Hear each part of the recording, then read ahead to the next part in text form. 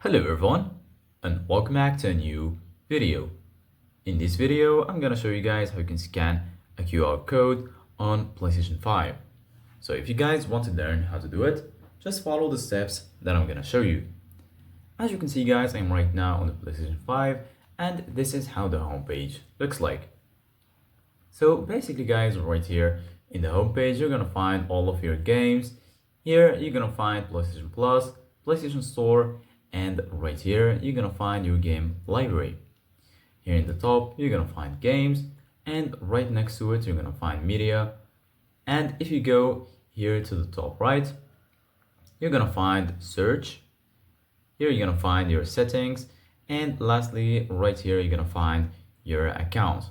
Go ahead and click on your account or your profile icon, and then right here you're gonna find online status. You can change it.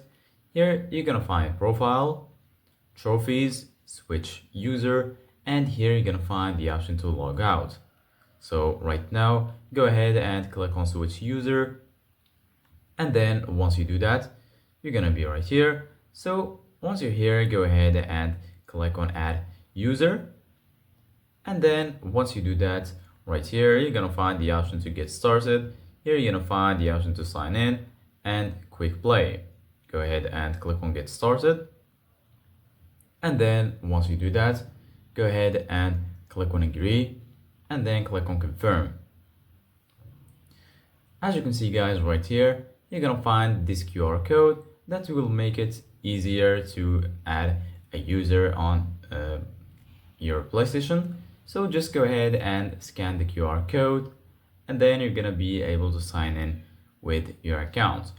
So this is it guys for today's video. Thank you guys for watching. See you guys in the next video.